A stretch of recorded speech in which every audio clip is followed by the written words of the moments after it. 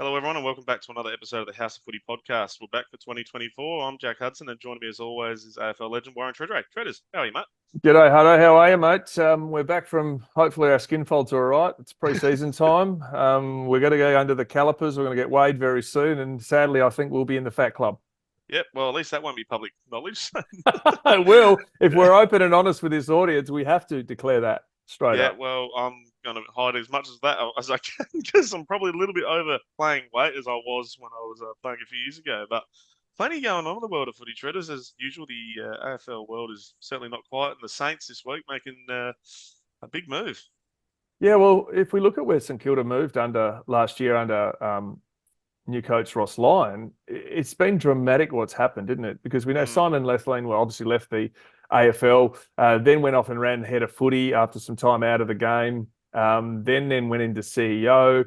It's believed that Andrew Bassett, effectively the president of St Kilda Footy Club, was massive in getting Ross Lyon in there. And that was only a few months or 6 months after Brett Ratten had signed a contract extension. So there was a lot of upheaval at St Kilda, well, this time last year. Probably 18 months ago now.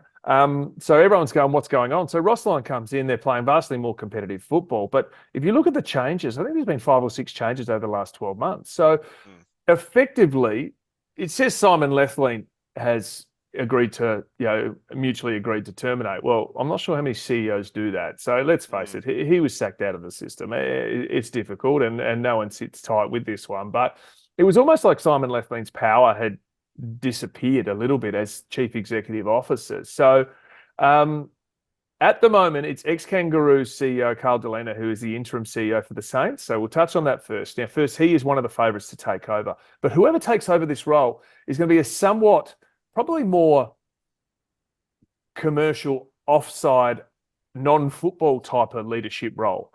Because the way that Ross Lyon is effectively in charge, he's a head of footy. And your first question probably, Jack, is head of footy. No, he's coach. Well, He's as high ranking as anyone is. So if you look at all the football bosses, right, around the country, you go, well, Brad Lloyd's effectively one of those people that say it's St Kilda, head of footy there. At Carlton. Michael Voss reports to, they report to the board, but they're generally on a similar level, But what's happened here, Ross Lyon effectively appoints to the board and everyone is appointed up under him. We know their own fitness boss is now their head of football. So we've got a new head of football, a new list manager, a new head of recruiting, and a new fitness boss. So they all report to Ross Lyon. So effectively, whoever's going to be this new CEO is effectively going to be doing the business side of it, not the football business side of it. So it's an interesting dynamic. And you sort of get the feeling that this is an Andrew Bassett type of move. They've put pressure on their CEO. He feels like his powers have gone. And whether it's a sacking or stepping away, it's dramatic change. This is going back almost to the 90s, 2000 generation. I mean, Grant Thomas was effectively the head of footy at St Kilda many, many years ago.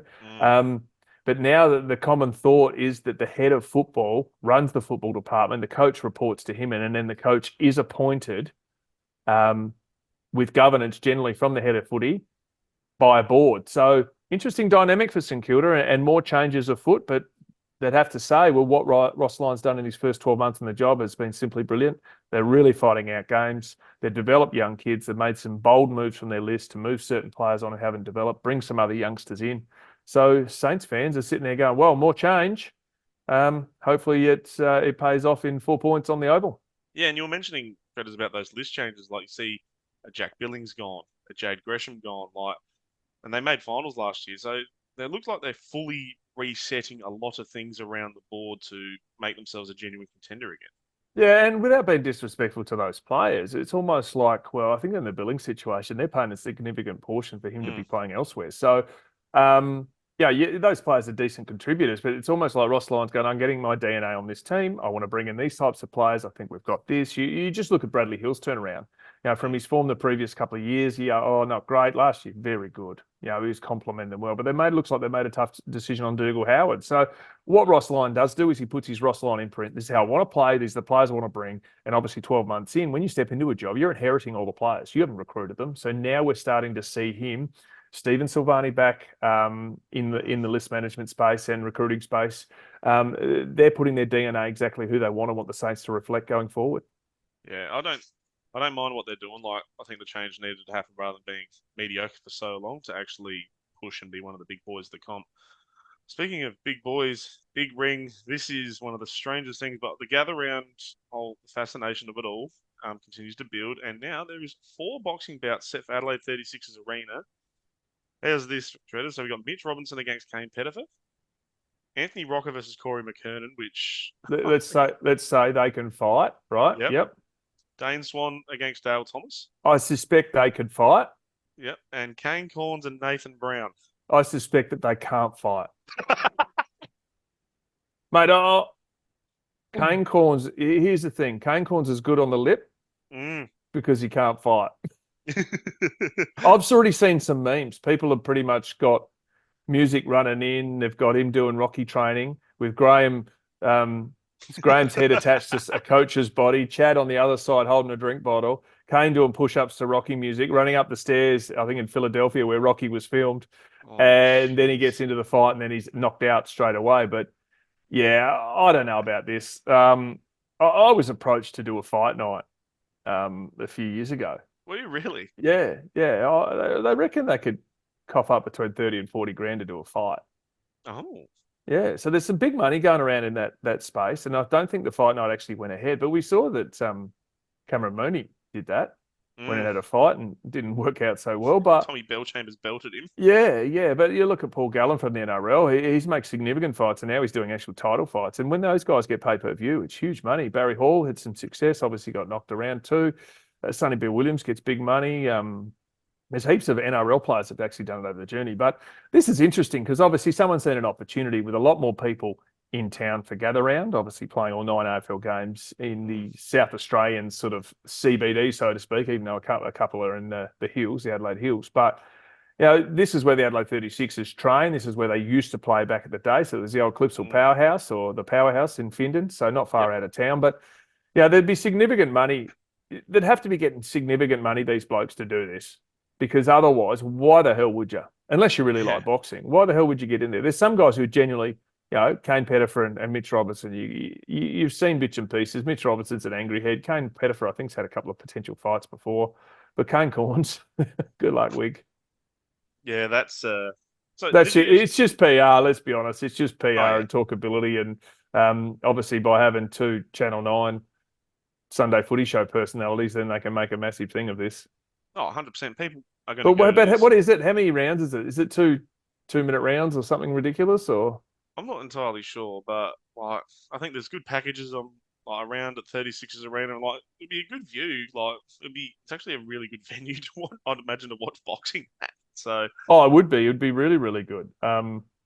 So yeah, it's I'm trying to just as we speak get up more info from Tom Morris broke the story, who works for SEN and an I Network. And to talk about the way that this is going to come about, there'd have to be significant money thrown around because it just baffles me that people will do anything to go and watch some entertainment and get a beer. This is exactly that. Imagine being a Collingwood fan though. You're watching Swanee and Daisy trying to beat each other up. Yeah, and they're good mates. Yeah, they're good mates. So it's got personal. So, she said, we'll keep our ear to actually the whispers around what's actually happening too, because talking about the significant money outlaid here for these guys to do this. Did you have an opponent pitch to you? No, I didn't. No, you could pick your own opponent, but you'd have to be the similar weight. I couldn't go, hey, Stephen Milne, I want to fight you, and try and get someone when you got an extra, a road runner, so to speak. But no thanks. Yeah, so you wouldn't have a dream opponent from to box from your playing days? Oh, no, not really. No, not enough. Really. A couple of journos you wouldn't mind swinging a few at, but I'll keep out of your way. We'll head to Carlton, and there's a bit going on. Jack Silvani did his ACL on the brink of the season. So, Traders, like you've seen, like in your career, you've seen teammates injure ACLs pre-season. What's the mood? How do you support a bloke like that who's going through it? It's terrible. when we went through it in the 2004 preseason, we'd organised a golf day, no golf day, a cricket day, a one-day game. It was 40 degrees. It was at my old cricket club, Grange Cricket Club. They prepared the wicket, helped us out. And the morning of, we had a really tough session. And Josh Franco did his knee. It was the second year in a row. And not long, I think over a year before that, Michael Wilson had done his knee too. Yeah, and he did it from just a token tackling drill. Step forward, get tackled, push off, walk back, and bang, his knee went. No one hardly touched him. It's shattering stuff. But obviously for the person, you want to support the person, get around the person. But generally when most people are injured, they don't want to hear from anyone. They've got to deal with their own bits and pieces. But that's shattering. And no doubt the Carlton Footy Club will get behind him and support him. But ACL tears aren't what they were in terms of the doubt about recovery. They're very good at recovery now. So you're pretty much pitching between 9 months and 12 months. You're sort of doing pretty well, full on twist and turning, and sometimes even tackling and contact training or partial contact training. Back in the early 2000s, it was still a bit of conjecture whether you use hamstring grafts or patella tendon grafts to go in the knee. Then Lars ligaments came in for a little bit instant. Blokes were running within 4 weeks. But you didn't have the natural strength. So there's a lot better, and the clubs are a lot better technology-wise 20 years on from what teammates of mine went through. It's disappointing, but by no means is it career over. No, 100%. And his form to the end of last season was actually quite good. So, well, he was generally playing, wasn't he? He was playing as a pinch hit ruckman and pushing forward. And if you dropped off him, he could kick a goal or two. So, he's been a good servant. The poor thing for the guy is that he's the third generation Blue. Sergio Silvani, grandpa, Stephen Silvani, team of the greatest team ever, or the team of the century. I think it was the AFL fullback. And now he's been a solid contributor and good AFL player, but he was always going to be compared to Dad and Grandpa, which is just really unfair. But there's also some other good news, Jack, around at Carlton, is that Michael Voss got one more year left on his contract. But just have a listen here to the CEO of Carlton, Brian Cook, and talk about why they think it's really appropriate and he's the right coach to go forward. It's wise to try and tie up your coach before the season starts. Given his long-term view of our football club, our list management, where that's heading, we think it's really appropriate and right and good business to reappoint Vossi and get him contracted as soon as possible. What do you think of that, mate? Makes sense to me, to be honest, because you look at the Blues trajectory. He left Port Adelaide, what was that, 2.5 years ago now? It was probably 7 or 8 years since it didn't work so well at Brisbane as senior coach, and resources were down, and wasn't able to get the on-field results after. It was a real spike early. But he's gone away and really made himself a student of the game. We remember that Foxtel show he did while he was commentating. Yeah. Then he obviously went into coaching. Phil Walsh leaves Port Adelaide, I think, back in the 2014 season, maybe. So he was 2015 through to sort of 2021, I think it was. Then 22 at Carlton, 23 at Carlton, played finals last year, got a prelim final where it looked like they were going to dominate Brisbane in the first term when they run away with a upset victory. But you look at, they get Mackay back, fully fit. They've got other players. They've obviously picked up Fantasia. I think the upside's good. Just speaking to Fantasia, who was back in Adelaide for Christmas, and obviously got married recently. So good on Orazio. Congratulations there. Is that he's gone to the Blues on a 2-year deal. He said he's glowing in praise for how Michael Voss has gone about it, and how approachable he is, and how much he sort of gives a lot of the reins over to his assistant coaches to do the role. And obviously he's grown over the journey too. So if I was a Carlton fan, I'd be liking what I'm seeing with them, particularly on the field, but also coaching. And that makes sense, that 2-year deal. It's quite interesting that you mentioned about how they let go, coaches let go, and all of a sudden success sort of comes. Like we saw Damien Hardwick was a bit of a hothead coaching Richmond, then he was zen, like 2017. Yep. Absolutely. Nathan Buckley, when they made the grand final at Collingwood, zen, and all of a sudden they turned form. So maybe zen's the way to go. Well, but maybe also too, look at closer to the team we follow, Port Adelaide, and you look after round 3 last year, Ken Hinkley went to the bench. He's coaching more of a, and then that frees up your assistants to do other stuff. It frees him up to do other stuff, be more one-on-one and coaching with these guys, very much like Michael Voss and the reigning premier. The premiers. You look at what Craig McRae's done in the off-season. He's gone away to Harvard Business School. He's made some ruthless decision. Ask Jack Ginnivan. People think he's all happy, hunky-dory, happy and nice, love and light. Well, he's ruthless side to him too. and all of a sudden they've got themselves better. But you look at imploring your other assistant coaches to do their job, let them do their job. And this is, almost a similar situation to as a senior coach. Yes, you make the calls, but you don't make all the calls. You let people do their jobs. It's almost, in a way, like a board position in governance. You know what I mean? You're the head person. You're making the calls, but you're letting the people do their jobs to the best of their abilities. And we've seen that with a lot of clubs this year. You look at Chris Fagan, he's constantly sitting on the bench. He's letting his assistants do a lot of the stuff and let them coach their lines, because as a senior player, and I haven't played footy from a professional level since 2010, but back when I was involved and Mark Williams was coach, he was very hands-on, but also to a stage that he couldn't be across forward, midfield and defence at the one time. Jason Cripps would run the forwards, Matthew Primus would do the midfield, and I think it was Adam Kingsley in defence. So you become almost a little bit of the three silos, so to speak. You integrate and compete against each other, but when you meet and you do your weights and your training, you do it as forward groups.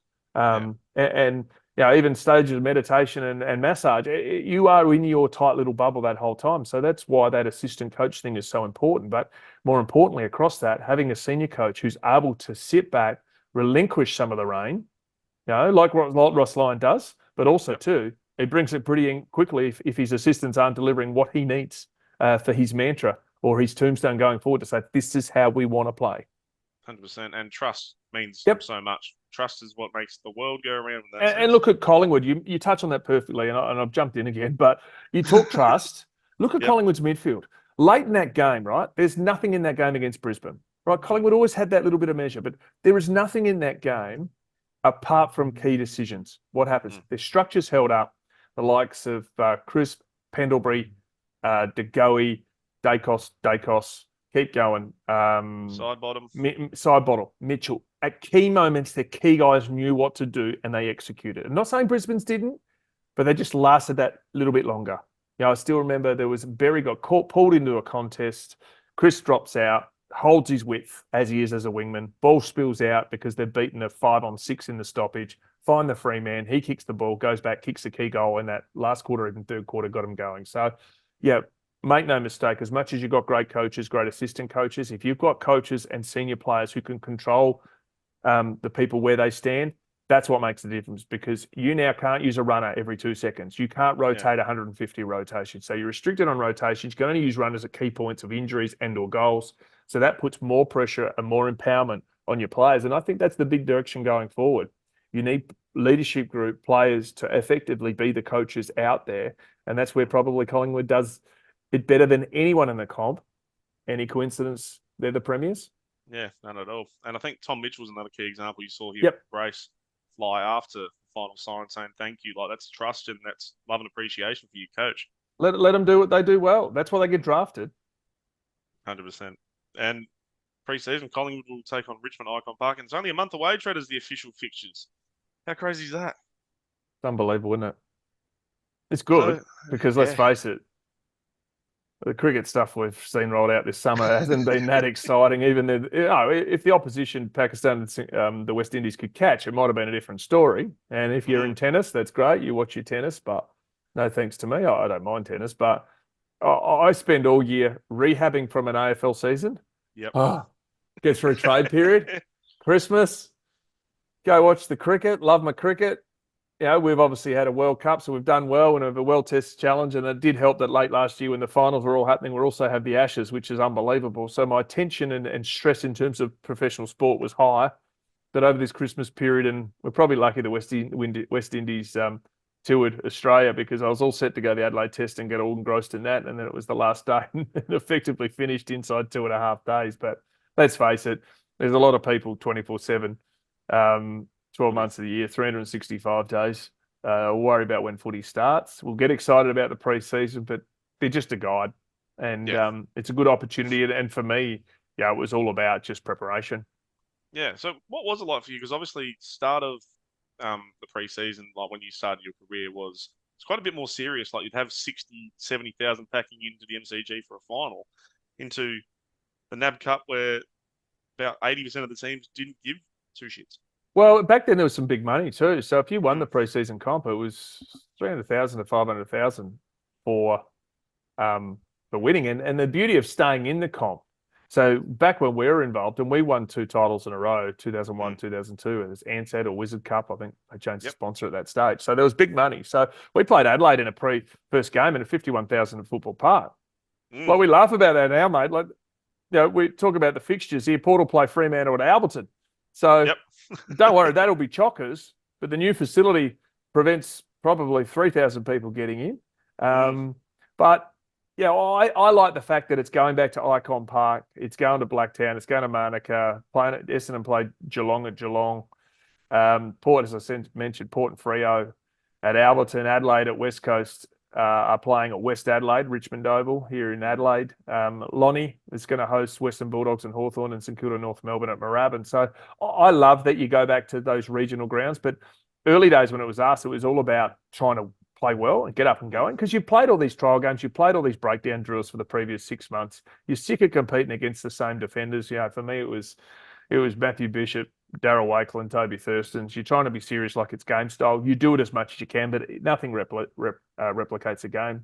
So for me, it was always the first game. You play a half or 3/4. You use it as to get touch, movement, fitness. And it was just a great fitness blowout against an opposition. Yeah. So for me, that was brilliant. And reality is now it's still the same thing. But the reason why you've tried to keep winning there is if you win your first game or maybe your second game, you then played a pre-season semi-final and then you could play the final. So you're always having 3 or 4 trial games anyway back then, whereas now they're set on 2. There's a pre-season fixture. Then there'll be a pre-season hit-out comp. So you play 2 and then you're into the real season. I'd love to be a situation where you actually play 2 more minor round games. Oh, just a different thinker here. And I'll ask your thoughts on this, Jack, to say, okay, if we get rid of those games, our guys have already, when I say our guys, whoever team you follow, they're already getting flogged right now playing breakdown drills. Yeah. So they'll train for 2.5 hours. They'll effectively do 3 or 4 quarters of hit outs and breakdown drills against each other like it's a game anyway. Imagine we get to a stage where the season kicks off. You don't really have any trials apart from maybe a couple of set down halves or whatever you want to do with Port will play Adelaide, West Coast will play Fremantle, Sydney will play GWS, Brisbane play Gold Coast, and then the Melbourne teams play each other sort of once. Then you get into an AFL season where you can sell off TV rights for an extra 2 games, right? So it's an extra 18 games for broadcast rights. And then what it does do is, for example, instead of being up and about and like our team last year where you get injuries at the wrong time of the year and it hurts you, it gives you an opportunity like the English Premier League, which we're both fans of, to go, okay, we've got 2 extra games here. There's 2 extra opportunities to manage or rest, just to say manage players so that you are best set up. Because what happens in England, as you know, some teams can play up to 50, 60 games. Yeah. You obviously got 38 games in the Premier League. Then you got European games, you got Cup games, you got League Cup games, or whatever they're called, Cabrera Cup games now. So imagine if we get to a situation where you're actually going to have more competition over a period of time. You're going to they've had more breaks than they've ever had before. But if you threw in a couple of minor round games, so you throw in gather round, right, which is already there, you play 2 more games, that's 3 extras. So you're playing, what would that be right now? So you're 23 over 24 weeks right now, actually 25 weeks because they've split the round 2 one. So, you might be playing 25 games of football for the year. But your best players, when they're dominating and they're going away and, you're sitting comfortably and you go, hey, we've only got a 6-day break to the next game when we're playing a top team, you might not take one of those players and you might actually manage their load so they are recovering. So I'd love to see that situation kick in because we have this theory in AFL where it's all got to win every game. And you do, don't get me wrong. But you don't also flirt with your form. As we've seen so many players play with injuries over a journey and then all of a sudden they can't move and it hurts them at the wrong time of the year. If we manage them carefully by throwing in a couple of extra games, I reckon it's a different way of thinking.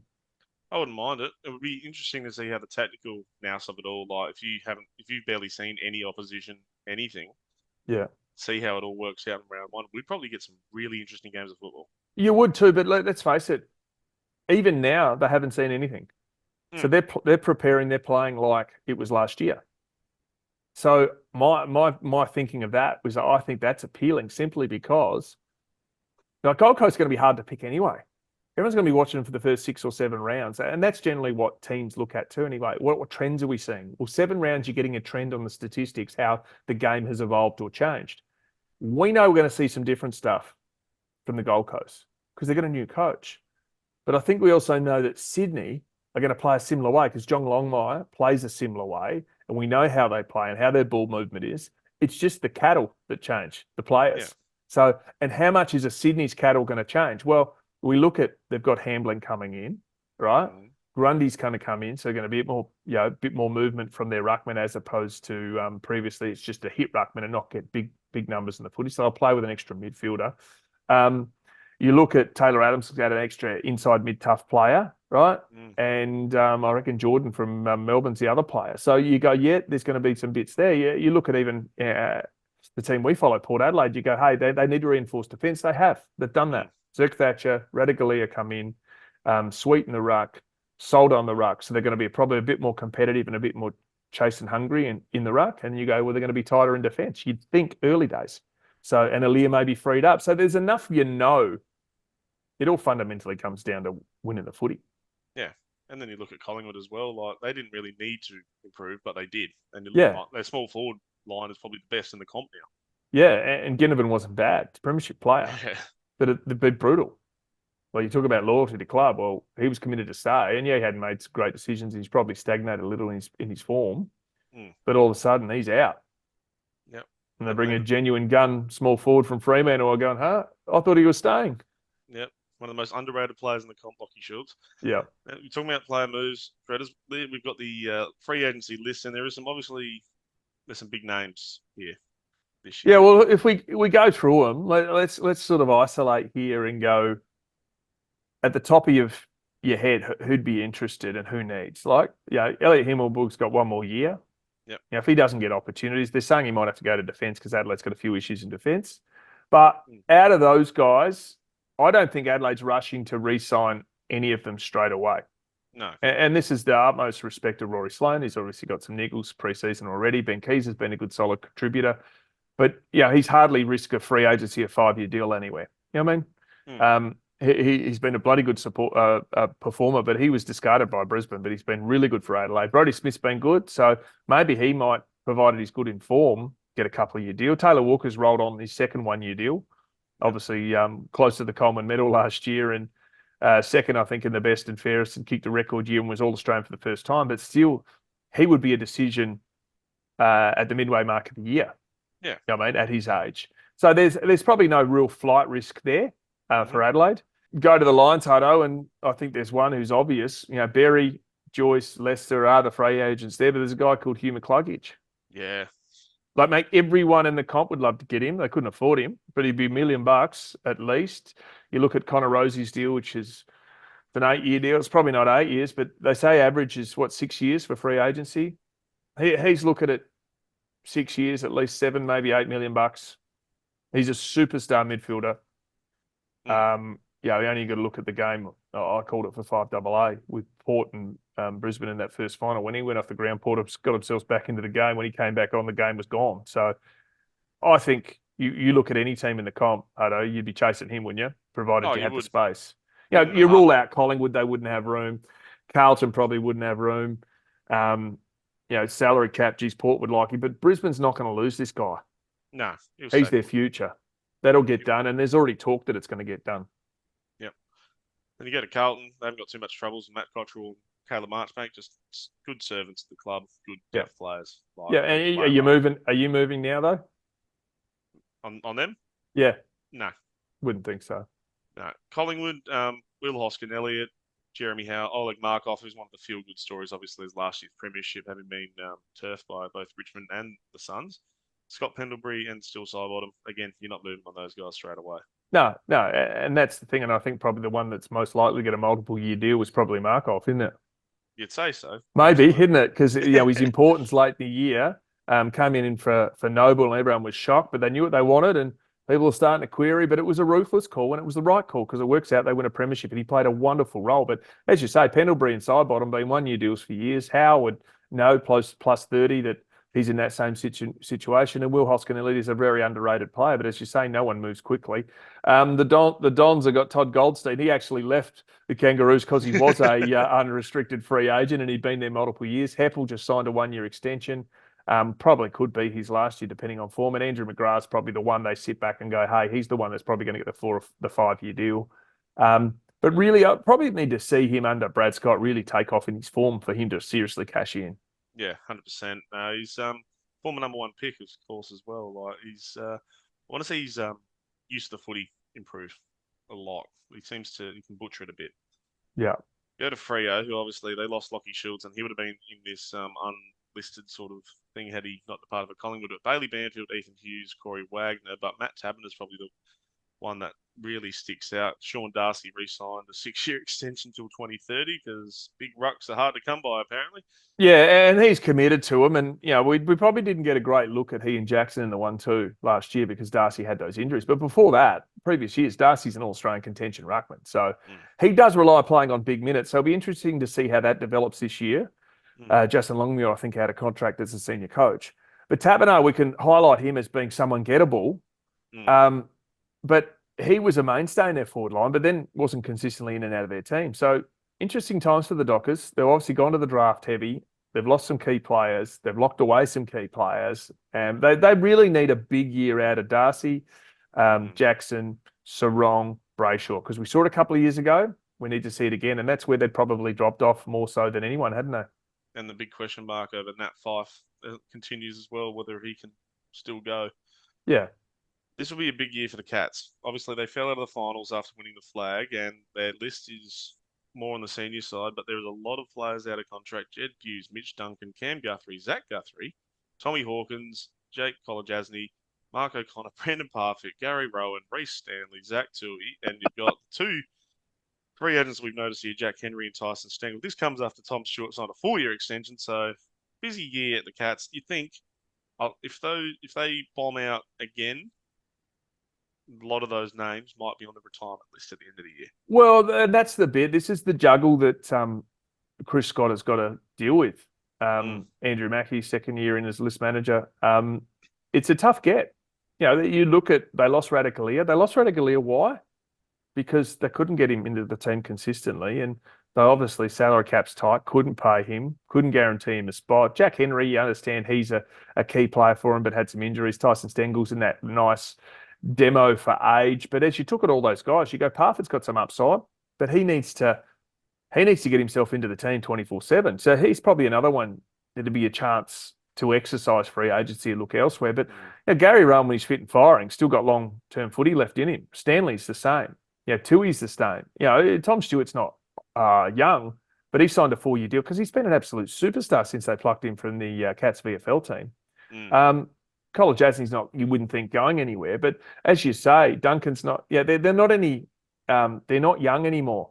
Zach Guthrie's a good player. He's probably the other one we need to highlight there. But they still rely on those senior players. And I think the Cats will actually significantly improve this year. I don't think their preparation for last year post-premiership worked out great for them.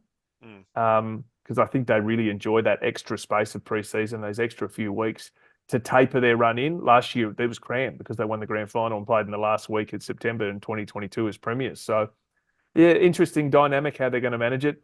I predicted the Cats would fall off a cliff about 7 years ago. Yeah, I think a lot. How well did that go? I mean, they were close, couldn't pitch it close, kept topping up. But what they do better than anyone, not sure about Brisbane. Brisbane do it pretty well too. But speaking to some guys who were in the Geelong system, they send guys away. They've actually got the big city opportunities, for a bit of marketing and all that, but they've got the country lifestyle.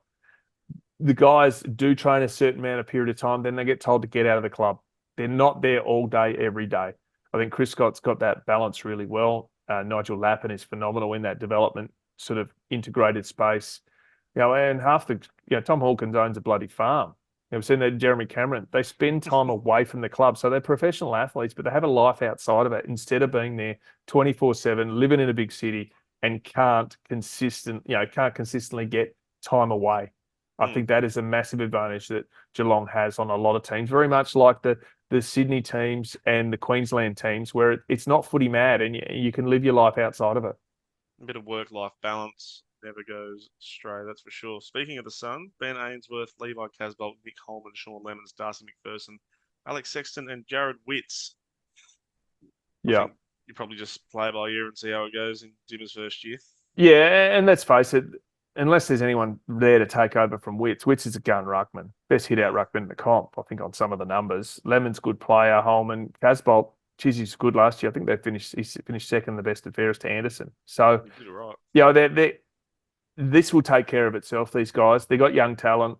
They've kept their young talent. They've paid their young talent. They're going to manage their salary cap. But I think Gito, I think the Suns will be the big improvers. Yeah, I think my opinion is finals bound, but we'll see what happens. The Giants, Isaac Cumming, Nick Haynes, Adam Kennedy, Harry Perriman, and Callum Ward. Yeah, well, Cal Ward's a senior player. Haynes is finishing a bumper deal. Kennedy's around the mark. Perriman's a good player. Cumming's probably the obvious one. Yeah. So they'll look to lock those guys away pretty quickly. And clubs are so good now at free agency approaching. Who we got? Who is there? Who do we like? Lock them away. You think Nick Haynes, after a bumper deal, obviously he's had a weird role under Adam Kingsley. Do you think he moves on? Well, I think it's too early to tell, but clearly people were talking about him being available in free agency. Yes. So, and I think he was owed north of $1 million in a backloaded deal. So whatever his future dictates, it will be significantly cheaper because that's how the system works. You go up the mountain and you start to come down the mountain at the end. You are Scott Pendlebury, you are Sidebottom. Those guys aren't earning numbers like they used to, but they're still earning probably $500,000 plus a year playing footy and playing in a successful team. And when you've had a long career, it's not all about money. No, not at all. Yeah, money's part of it, but you want success. You want to be a premiership player. And this is interesting on free agency. Do you stay for less money, right? Or do you squeeze every last drop of blood out of the stone? And if you do that, then that limits and inhibits your team's ability to contend for a period of time, unless there's others taking significantly less. It's always a weird balancing act, obviously, free agency and salary cap. So he spoke about career longevity. Luke Bruce, obviously I don't think he'll be going anywhere. Blake Hardwick, Harry Morrison, and Connor Nash of the Hawks. Well, he had the opportunity, Bruce, to go at the end of this year. And that's what I like, what Sam Mitchell's done. When Gunston said he wanted to go to Brisbane, yep, we'll let you go. You've been a great 7 and 3-time premiership player, and that's what Luke Bruce has done. But Bruce had a phenomenal year again in a team that was really struggling. But I think if you're a Hawks fan, you're excited about where it's headed because the second half of the year really showed some traction for them. So you go to the Ds, Tom McDonald, Melsham, Shackey. Shackey's not old. He's certainly not young, but hasn't taken huge opportunities. McDonald's, I think, was really important in their premiership year. And Melsham was delisted but relisted. He's important too. So those blokes, Melbourne probably don't have any concerns. They want to lock away their young talent is the priority for them. Yeah, Melsham coming off a knee injury, I'm pretty sure as well. And North Melbourne, you got Liam Shields and Cam Zerha as the main two. Shields, obviously the older fella, but Shields retired at Hawthorn and then come out of retirement to play for the Kangaroos. Zerha's the one, but you're not going to mortgage the farm unless his form unbelievably improves. Port Adelaide, Travis Boak, Charlie Dixon, probably it's fair to say would be in there last year from the outside, both signed 1-year extensions. And there was some doubt about whether Boak was going on and what the club was doing late last year. Todd Marshall, nothing's been announced, but there's media that's reported he's going to sign at least a 4-year fight, potential for a 5th-year extension free agency. It's an interesting one. Best Footy's certainly good enough. Last year, injury troubles with a hip, surgery off-season, couple of concussions. Just needs continuity, but he can play. He reads the play well. And if you look at Port Adelaide's forward line heading forward with a Marshall, Georgiadis, who's more combative, jumping, and then an Ollie Lord, it looks like their pillars for young kids are looking pretty good for post-Charlie Dixon. And maybe this is the year that with Soldo going into the ruck, you sit there and go, Charlie Dixon, depending on pre-season form, it might be that Marshall, Georgiadis, and they're all going for Lord and Dixon are going. 4 people are pushing him for three spots, and don't be surprised if all the young guys start this year, depending on form. Yeah, and there'll be there's a lot of different things because you got obviously Jordan Sweet in there as well, who came across looking for a ruck spot. Speaking of Ivan Soldo's old club, Richmond, Noah Cumberland, Jack Graham, Dylan Grimes, Dustin Martin, Camden McIntosh, Toby Nankervis, and Dion Prestia. Also, too, good to point out to Port Adelaide before, I know you talked about the Tigers. Willem Drew re-signing is really important. And we're really tough, accountable, finished top 5, best and fairest too. But you look at Prestia, Nankervis, they're all good players. Martin, Grimes has had some injury concerns over the preseason. Jack Graham, who was almost traded to Port a couple of years ago, but they went for Horn Francis. Cumberland, how many necessities now? Free agency? Not sure. None of those guys are going to provide and go, hey, I'm going to get a 5-year, $6 million deal. No. Prestia at his best, absolute superstar, but they're all getting towards, tipping over dirty 30 or just under. And in Graham's case, would look to have a really good year. And in best case, you'd probably want to sign a 3-year deal he's probably the best pick of that lot. Richmond are the great unknown, I feel, going into the year. We'll head to the St Kilda as we spoke about off the top of the pod. Josh Battle, Tim Membry, Seb Ross, Liam Stocker, and Jimmy Webster. Yeah, I wouldn't think any of those bumper deals just yet, but that's all. Form and fitness dictates how that looks for the clubs, and they tick them off very well as time goes. The Swans, who I think are as good as anyone footy department run, you got Melican, you've got Will Hayward, who I think is really important. There's been word around in the off-season last year that as an Adelaide boy, he might head home to Adelaide. He'd get a decent deal. Robbie Fox, Ollie Florence, the big name there, and Harry Cunningham. So look for Florence to lock away a deal if he's willing and able to do it pretty early, because his form is really important. Good ball user, fits in really well with Golding and the like at Sydney. Obviously, Mills out for a period of time after his Mad Monday mess up, but Swans look for me to be the big improvers. Yeah, in the work they did in the off season. Oh yes, for sure, absolutely, couldn't agree more. Liam Duggan, Andrew Gaff, Jermaine Jones, and Elliot Yeo at the Eagles. Yeah, and Gaff and Yeo are finishing bumper deals, big money deals, so that'll help them move. Not only West Coast had the challenge of injuries, and their preseason has been littered by injuries again. They've gone to the draft heavily, but they're also caught in the cap, still paying Elliot Yeo big money, Gaff big money, and Duggan will be up for some decent money, but they'll have to manage their cap too, because you look at where they've been. They've been a team that's won the flag in 18. They went big in on some big players, but you've had Nat Newey head to retirement. I think was still contracted for 2024. Shuey finished out of contract. You needed those guys to hang around, but their bodies just haven't survived. So it's an interesting dynamic, particularly with a senior coach who's under massive pressure, has been backed in. There've been changes in the off-season with Trevor Nisbet retiring as CEO, Don Pike, former premiership star and senior coach at Adelaide and assistant at Sydney coming in. So they've got a lot of things to go, and I'm not sure, West Coast are a really well-supported club, but they're going to have some growing pains, I think, because they're just going to get games into kids, but also got to manage their senior players to say that they need them around, because you've got to have senior players around to help those young guys develop, because otherwise Harley Reid's first ruck, he's in the first ruck, he's playing centre or midfield, and then he's getting tagged. He needs Tim Kelly to be really good. He needs Elliot Yeo to play some good footy, Gaff to get back to some decent footy, to let him grow and flourish, not with a gun to a head in terms of the opposition chasing him and marking him as the main man. I think a lot of the West Coast fans have actually embraced with what's going on now. Yeah, they're realists. Fans are realists. They, you know what? And what's funny, I had a chat to someone in AFL Clubland who's involved in the commercial side, and as you know, we do a big deal podcast, which is business and sport. But what do clubs sell this time of year? Memberships. Yeah, but what are they actually selling? Hope. Bang, got it. Selling hope.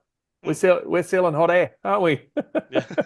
We're selling a bottled water and oxygen, things that you just sort of get for free. Optimism. Yeah, it's optimism. It's hope.